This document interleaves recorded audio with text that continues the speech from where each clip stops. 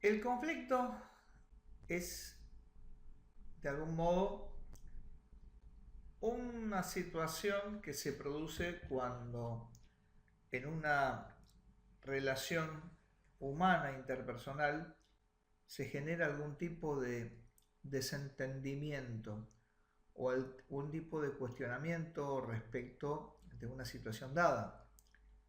Es decir, hablamos de los conflictos como situaciones que se nos pueden presentar a diario en nuestra vida de relación. Es decir, ninguna relación humana está exenta de que en algún momento sobrevenga algún tipo de conflicto.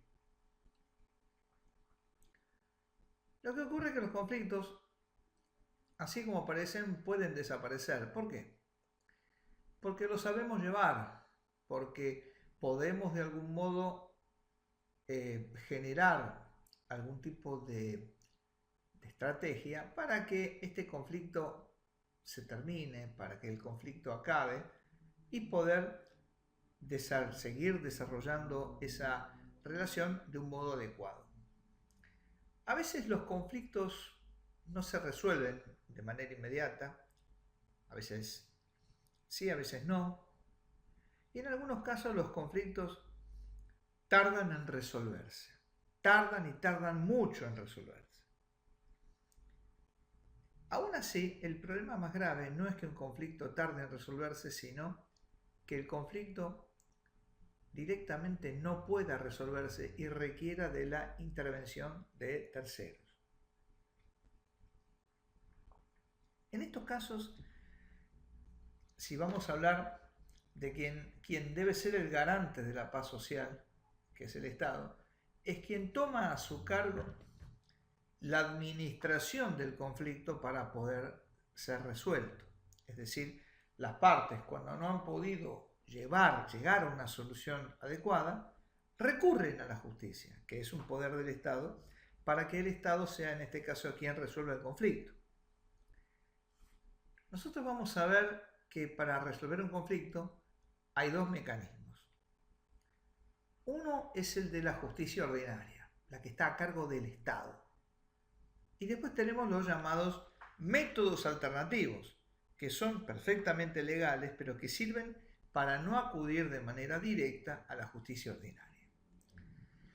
Cuando hablamos de la justicia ordinaria estamos hablando siempre del Poder Judicial, como uno de los tres poderes del Estado, en el fuero que corresponda, porque un conflicto civil se resolverá en el fuero civil, el penal en el penal, el comercial en el comercial, y así. Cuando estamos hablando de llegar a la justicia, vamos a tener como mínimo dos instancias, es decir, una primera instancia y una segunda instancia. ¿Por qué existen dos instancias? Porque la segunda instancia es la encargada de poder llegar a resolver alguna controversia generada respecto de la sentencia de la primera instancia. Es decir, si alguna de las partes no está de acuerdo, en todo o en parte, con el fallo de primera instancia, esto puede ser revisado en una segunda instancia.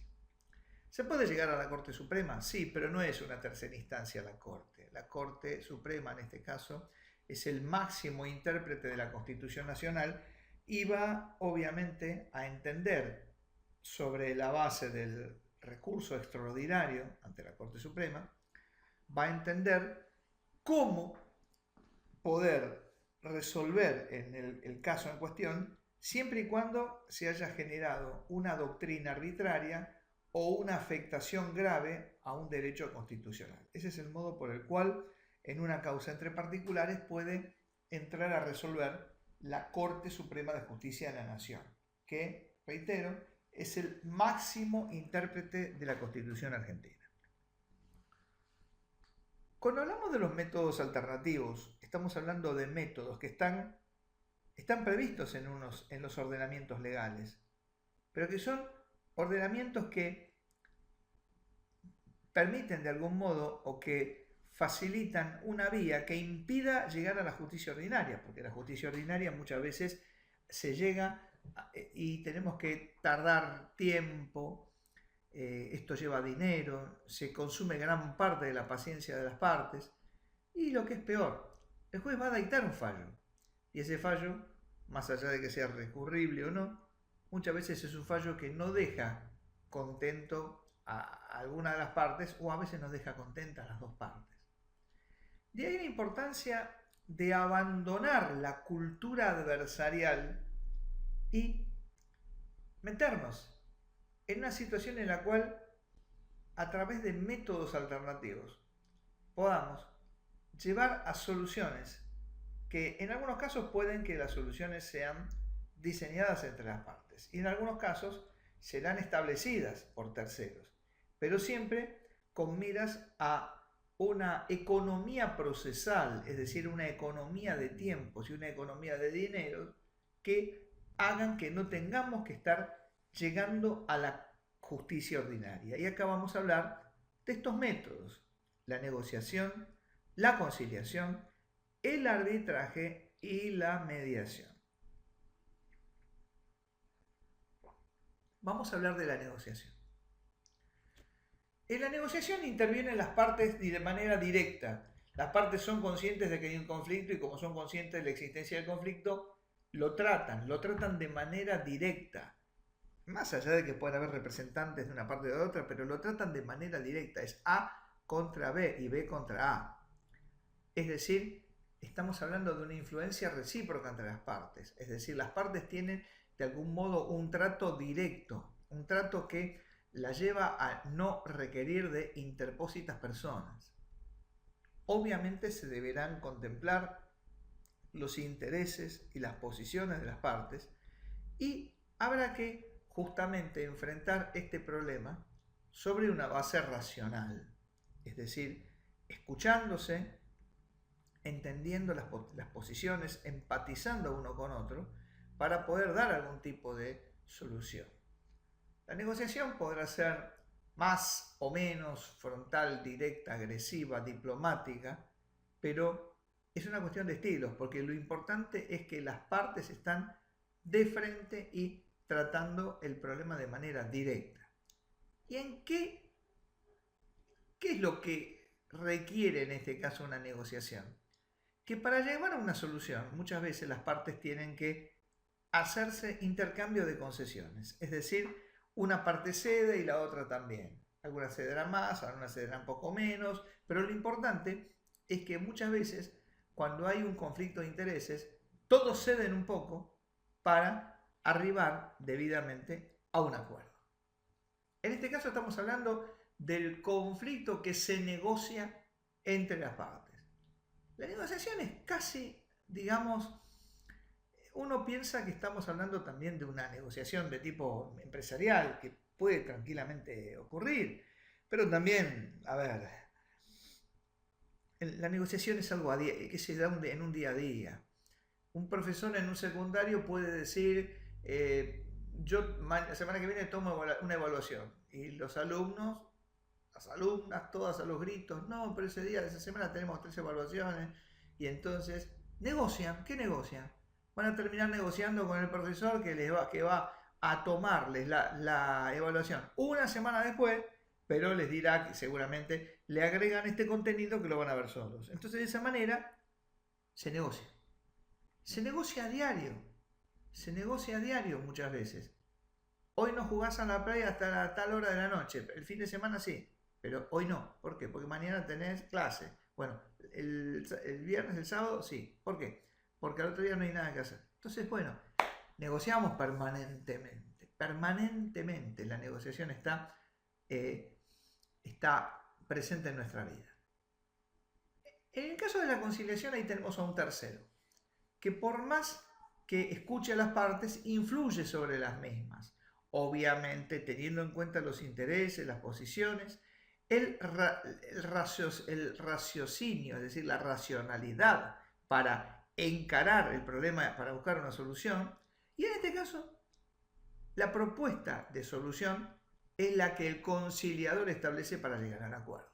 Es decir, a diferencia de la negociación, donde en la negociación tenemos dos partes que están negociando de manera directa, en la conciliación es un tercero que propone una solución. ¿Qué es el arbitraje? Contemplado tanto en el Código Civil y Comercial de la Nación como en el Código Procesal Civil y Comercial de la Nación y en otros ordenamientos procesales del país, estamos hablando de un modo de resolución de conflictos que está a cargo de un árbitro o de un tribunal de árbitros para que puedan resolver un diferendo, para que resuelvan una controversia. Son uno o un número impar. Obviamente tiene derecho el tribunal arbitral o el árbitro, tiene derecho a cobrar honorario por su tarea. No en todas las causas se permite la intervención de un tribunal arbitral, por lo general en las patrimoniales casi todas. Y el Código Civil y Comercial define el arbitraje como un contrato en el cual las partes deciden someter a la decisión de uno o más árbitros todas o algunas de las controversias que hayan surgido o puedan surgir entre ellas respecto de una determinada relación jurídica, contractual o no contractual, del derecho privado en la que no se encuentre comprometido el orden público. Esto lo dice el artículo 1649 del Código Civil y Comercial. Este arbitraje requiere siempre de un compromiso arbitral, un compromiso de cumplir con un arbitraje que se hace en forma escrita y que puede ser una cláusula que integra un contrato, puede ser un contrato o un acuerdo independiente en el cual se establece el contrato de arbitraje, o bien un estatuto o un reglamento. Estamos hablando siempre de que en una referencia a un documento que contiene una cláusula compromisoria, constituye siempre un contrato de arbitraje siempre que el contrato conste por escrito y la referencia implica que esa cláusula forma parte del contrato. Y obviamente que el contrato de arbitraje es independiente del contrato con el cual se relaciona. Porque un contrato para hacer una construcción de una obra es una cosa, y hacer un contrato por arbitraje para resolver un diferendo en ese contrato de construcción es otra. Árbitro puede ser cualquier persona con plena capacidad civil, independientemente de que muchas veces en los contratos arbitrales se puede estipular que los árbitros reúnan ciertas características. Por ejemplo, una determinada nacionalidad, una determinada profesión o experiencia. Cuando hablamos de un arbitraje institucional, estamos hablando muchas veces de que hay organismos que tienen conformados tribunales arbitrales. Entonces, cuando las partes deciden someter su diferendo a un arbitraje institucional, ¿qué se dice? Se dice que en este caso las partes pueden encomendar que ese arbitraje esté realizado por el tribunal arbitral de una determinada asociación civil. Es como que uno de alguna manera compra entre comillas, incorpora un tribunal arbitral que ya está armado. ¿Justamente para qué? Para que actúe como tribunal arbitral en el diferendo que se vaya a presentar eventualmente. Si no se recurre a un tribunal arbitral, puede ocurrir que las partes designan árbitros de manera privada. Se puede establecer que someteremos el diferendo a un arbitraje, una parte designará a un árbitro, la otra designará a otro árbitro y entre esos dos designarán a un tercero, de manera libre, para que de esta manera sean un tribunal de 3 mínimo. Número impar.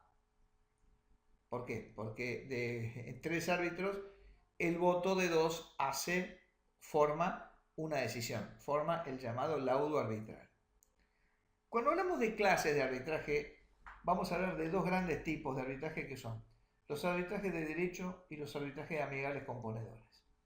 Los arbitrajes de derecho son también llamados árbitros de derecho, tribunal arbitral de derecho, y al momento de llevar adelante su actividad, la hacen sometiéndose a ciertos formalismo procesales, tal como si fueran un tribunal judicial, un tribunal de primera instancia judicial, a tal punto que cuando se llega al laudo, esa decisión es apelable ante la Cámara de Apelaciones del Poder Judicial. Es decir, se toma el arbitraje como si fuese una primera instancia judicial.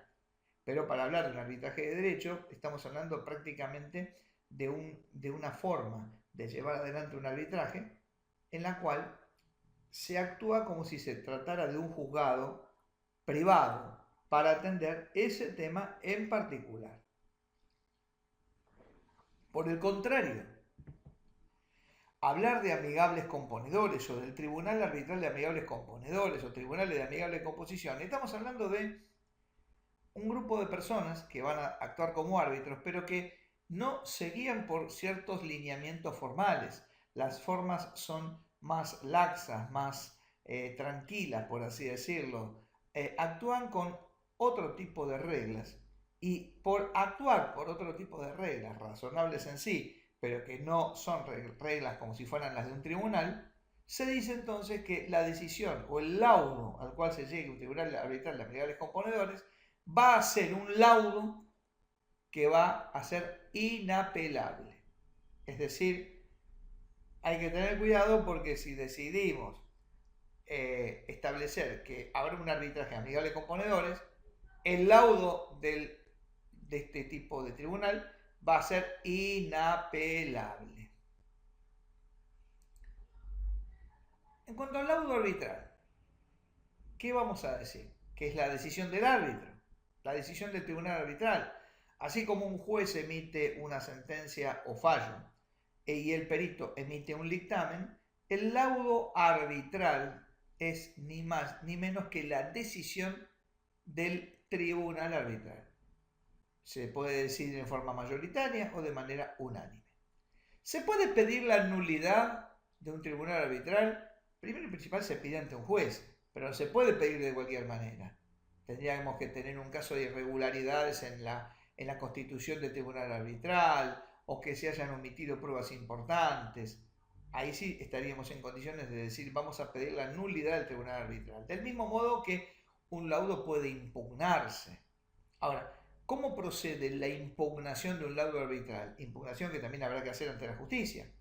Cuando no se entiende, cuando el laudo tiene equívocos o incongruencias de todo tipo, cuando se ha emitido induciendo a error, a que se interprete mal, o cuando se ha emitido con demora respecto del tiempo establecido para dictar el laudo. Y los laudos arbitrales no son compulsivos. ¿Qué quiere decir? Las partes lo cumplen, porque se obligan a cumplirla porque actúan de buena fe. Pero si una parte no quiere acatar el cumplimiento del laudo, en este caso, como el tribunal no es compulsivo, el laudo no es compulsivo, el tribunal no tiene el imperio que tiene un juez para ordenar, llegado el caso, a hacer algo por la fuerza, en este caso podemos decir que el laudo arbitral, si en el laudo arbitral se ha tomado una determinada decisión, ¿sí? Y la parte que tiene que cumplirla no la quiere cumplir, entonces ese laudo sí puede ser llevado ante la justicia para que el juez interviniente mande cumplir lo que el laudo arbitral dispuso. Es decir, si no se cumple esto voluntariamente, se cumplirá por la fuerza. Mediación. El concepto de la mediación, antes de seguir avanzando, podríamos decir que es lo mismo que una negociación, pero asistida. Algunos me dirán, pero entonces parecido a una conciliación. No, porque si bien hay un tercero que está en el medio, un tercero que media, ese tercero no propone fórmulas, sino que va a guiar a las partes a la solución. La ley 26.589 de la Nación indica que la mediación es una instancia previa obligatoria antes de acceder a la vía judicial. ¿Qué quiere decir? Que no se puede hacer juicio directamente sin haber acreditado haber pasado por la etapa de mediatoria. Pero obvio, estamos hablando de una mediación en la cual ha culminado de manera poco feliz, es decir, ha culminado sin acuerdo. Porque una mediación que terminó con acuerdo no hay por qué llevarla ante la justicia. Sí, una mediación en la cual no hubo acuerdo, porque recién ahí, por fracasar en la mediación, el acuerdo será, en este caso, no tendrá lugar y el conflicto va a ser dirimido por el juez. Se aplica también a relaciones patrimoniales, familiares, sociales. Si es en el orden penal, tendrá que ser algo relativo a daños. Y si es en el orden familiar, podremos hablar, por ejemplo, de alimentos, de régimen de visitas de progenitores a sus hijos no convivientes. No estamos hablando acá de situaciones de, por ejemplo, penales como el homicidio, el femicidio o el divorcio, en el caso de lo que es la ruptura del ligamen a nivel civil, la ruptura del ligamen nupcial. Obvio, no en todo juicio hay una mediación. Yo no lo puedo llevar al Estado a una mediación. Ahí tengo que iniciarle juicio directamente al Estado o acudir por la vía previa al reclamo administrativo, pero no siempre, digamos, no es que al Estado se lo lleva a una mediación. Y decimos que es un método no adversarial de resolución de conflictos. ¿Por qué? Porque significa la mediación que una de las partes se ponga en el lugar de la otra, correctamente guiado por el mediador, para que este mediador los guíe a las partes para que puedan diseñar la mejor solución al acuerdo. Voy a decir una frase, aprovecho que está la pantalla en blanco. Hay una frase famosa que dicen: más vale un mal arreglo que un buen juicio. No, vamos a resignificarlo y para bien: más vale el mejor acuerdo en las actuales circunstancias. Después veremos por qué. Mediar es conducir a las partes a que haya un encuentro, apuntando a que se termine un criterio adversarial en el cual queremos destruir al otro. Es decir, si se tratara de un juicio todavía, donde ahí en el juicio podemos hablar de que una parte quiere pasarle por encima a la otra, pero en cambio en la mediación no. Tenemos que justamente ponernos en lugar del otro para que este proceso, correctamente guiado por un mediador, por una mediadora, sea útil. El mediador orienta, acompaña a las partes en conflicto, puede tener charlas privadas, puede tener charlas conjuntas con las partes, siempre orientando a que haya una respuesta al problema.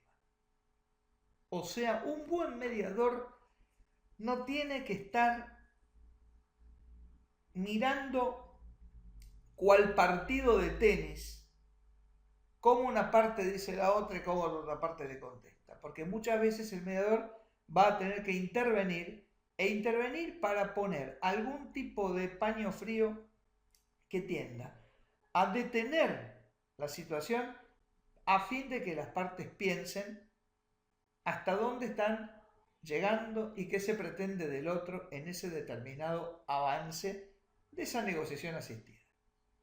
El mediador tiene que ser una persona honesta y tiene que tener sentido de la realidad. No tiene que ser influenciable por las partes, tiene que tener una cierta capacidad de comprensión. Acá estamos hablando siempre de bases de la psicología de cada parte, es decir, cómo piensa cada parte respecto de una situación en cuanto a cómo los afecta o a cómo quizás ayudarlos a entender que a veces el problema que uno puede tomarlo como grave no es para tanto y que quizá lograr que las partes puedan deponer ciertas actitudes los ayuda al mejor diseño del conflicto. Y obviamente esta creatividad hace que de algún modo una parte se ponga en el lugar de la otra. Y desde ya, esta actividad está alcanzada por el secreto profesional. ¿Por qué? Porque todo lo que se diga en la mediación, todo lo que pasa en la mediación, queda en la mediación. Es decir, no, aún en el hipotético caso que una mediación termine sin acuerdo, no puede ventilarse de ningún modo todo lo que en la mediación haya ocurrido. Ni se puede obviamente mencionar en un juicio, porque fulano me reconoció en la mediación tal o cual cosa. Tipos o clases de mediadores. Los mediadores pueden ser públicos o privados. En realidad todos parten del mismo tronco común.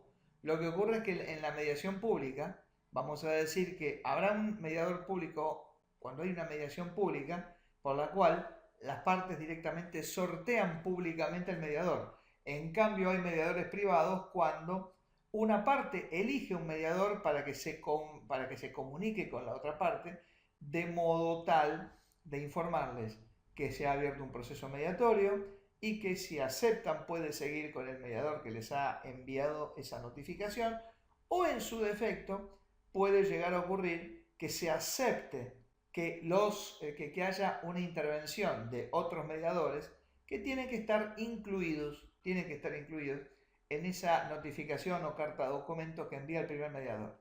Si dentro de determinados días la parte está de acuerdo en que intervenga ese mediador que mandó la carta, bien, y si no, puede realizar un derecho de opción. Y entonces se elegirá, en este caso la parte requerente requerirá que aparezca otro mediador, pero siempre de los mediadores que están nombrados en esa carta documento que ha enviado el primer mediador. El mediador puede tener contacto previo con las partes de manera privada y también tiene, ya no separadamente, en la primera reunión, toma contacto de manera directa. Les comenta acerca de cómo se va a manejar la mediación, cómo el mediador o mediadora va a gobernar el proceso. ¿Cómo termina la mediación? Puede que no haya una reunión, puede que no haya una única reunión, sino que pueden haber varias reuniones, sin perjuicio de que muchas veces en los interines de entre reunión y reunión, los letrados, los abogados de las partes, pueden estar en perfecto contacto, porque muchas veces, si bien hay mediaciones que se resuelven en una única reunión, muchas veces puede llegar a ocurrir que para resolver la mediación tenemos que llevar adelante, tener una o más reuniones. La reunión puede terminar con o sin acuerdo. Si hay acuerdo, el acuerdo deberá cumplirse. Si no se cumple el acuerdo, se podrá ejecutar judicialmente. ¿Para que se cumpla? No para hacer juicio. No para hacer un juicio por el hecho que generó la mediación, sino para cumplir el acuerdo. Por ejemplo, en un caso de medianería, hemos acordado que a mí me van a pagar, no sé, me van a pagar 10 cuotas de $500 mensuales. Si no se cumple el pago, lo que se hace es una ejecución de ese acuerdo de los $500 mensuales. No se hace un juicio por medianería estableciendo quién tiene razón en apoyarse en la pared o en su evaluación, etc. Si no hay acuerdo en la mediación, ya queda expedita, queda abierta la vía para ir a la justicia ordinaria. Toda mediación oficial se refleja en un legajo, en este caso, un legajo que tiene el mediador, donde se compone por los formularios de solicitud, los convenios de confidencialidad, todas las constancias de notificaciones y de audiencias, y el acta de la finalización de la mediación con su resultado, con o sin acuerdo, y si hubo acuerdo, su convenio, es decir, el convenio por el cual la mediación se le puso fin. Obviamente que el mediador tiene que eximirse de participar si con cualquiera de las partes tiene una relación de amistad, parentesco, enemistad, sociedad, juicio, agencia, es decir, demostrar que no tiene ningún tipo de interés creado y puede ser sustituido por otro mediador, y también los mediadores tienen derecho, conforme lo indica una tabla legal, a cobrar honorarios.